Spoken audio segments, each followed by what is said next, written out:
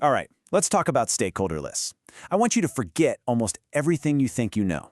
Because today, we're not just making a list of names. We are going way deeper. We're going to decode that hidden web of power and influence that can literally make or break your project. This, right here, is where real project leadership truly begins. You know, this is the question that keeps every single project manager up at night. I mean, think about it. Millions of dollars are spent, teams are working around the clock, and yet so many projects just completely go off the rails. Well, the reason? It's almost always hiding in plain sight, buried in the one thing we so often underestimate, the people. And this quote, this just cuts right to the heart of it. This is really the main idea for our whole explainer today. See, success isn't about having a perfectly complete list of names. It's about having a deep, fundamental understanding of each person's impact. It's not just about who they are, it's about what they can do to your project or what they can do for your project. And that misunderstanding, that's the gap we're going to close right now. So, where do we even start? Well, it begins with a really fundamental shift in how we think. We need to move from just passively being aware, just knowing who's involved, to creating what I call actionable intelligence. This is the stuff that's going to guide every single decision you make as a project leader. This slide really just lays it all out. On one side, you have identification. That gives you raw data, basically a list of names. That's just the who. But analysis? Oh, that's where the magic happens. It turns that raw data into strategic readiness. It answers the most important question: how much? How much do they matter? How much of your valuable time and attention do they actually deserve? Making that jump is what separates the amateurs from the pros. And really, this is the risk we're trying to get a handle on. Think of stakeholder analysis as the human equivalent of a risk assessment. You're looking at every single person and figuring out their potential to either help you or to hurt you, all based on their own personal motivations and priorities.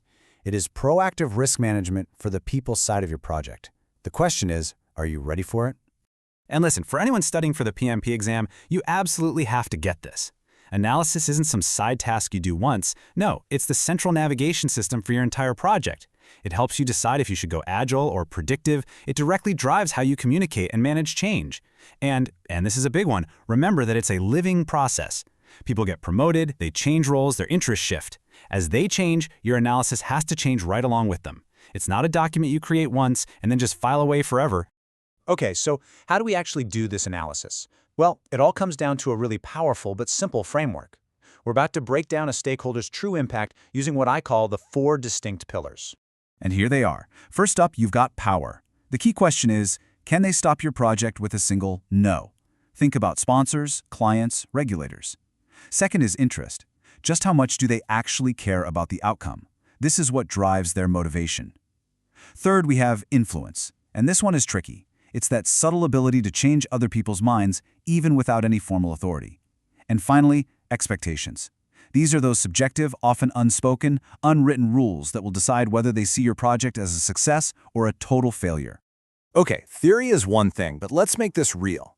We're going to apply this 4-pillar framework to a complex, real-world scenario that I think you can all relate to: the construction of a brand new high-rise office tower.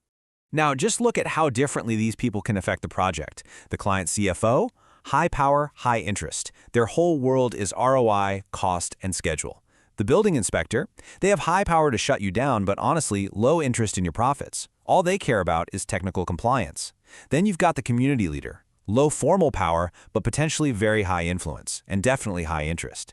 And that activist group, their influence can go from 0 to 100 overnight. You see? Each one of them needs a completely different strategy from you. And this brings up such a crucial point. The org chart is never the whole story. It's just not. You have to start looking for those shadow stakeholders. The people without a fancy title who still hold massive sway. It could be the senior engineer everyone respects, or maybe the CEO's most trusted advisor. This is that hidden gravity that's constantly pulling on your project's decisions, and if you don't account for it, you are going to be caught off guard again and again. Okay, let's pivot and bring this back to something really practical: passing the PMP exam. These concepts show up all the time in tricky scenario questions that force you to think like a seasoned professional. The absolute key is learning how to separate the signal from the noise. So here is a classic exam trap. You've got a stakeholder who is very vocal, super demanding. They have really high interest, but when you look closely, they have very low power. The exam is testing you.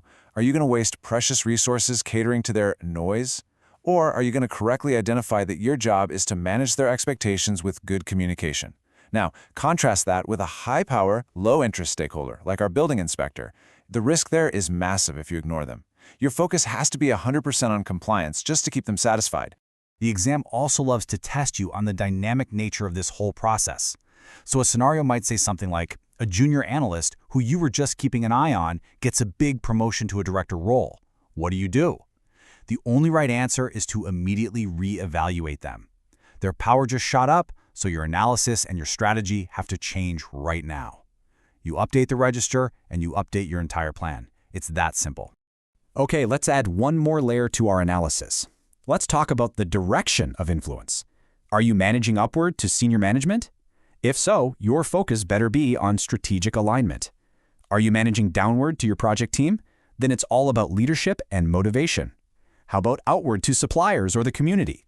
That's all about negotiation and PR. Or sideward to other managers. That's about collaboration and fighting for resources. See? Each direction needs a totally different approach.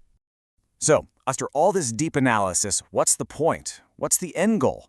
Well, it's not just some academic exercise. It has one single purpose: to help you create a clear, prioritized, and truly effective engagement strategy. This is how we turn all of that intelligence into a real-world action plan. And this right here is the tool that brings it all home, the classic power/interest grid. It looks simple, but believe me, it is incredibly powerful. Those high-power, high-interest stakeholders like our CFO, you have to manage them closely. The high-power, low-interest folks like the inspector, your job is to keep them satisfied. Low-power, high-interest like the community leader, keep them informed. And finally, the low-power, low-interest group, you just monitor them.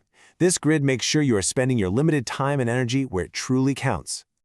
Okay, let's do a quick recap to make sure this all sticks. Here's your mastery checklist. First, analysis always comes after identification. You have to evaluate all 4 pillars: power, interest, influence, and expectations. Remember, power can be informal. Interest is what dictates motivation.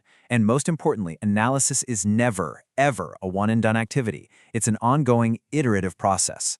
And your categorization is what drives how you prioritize everything. Wow, we have covered a ton of ground.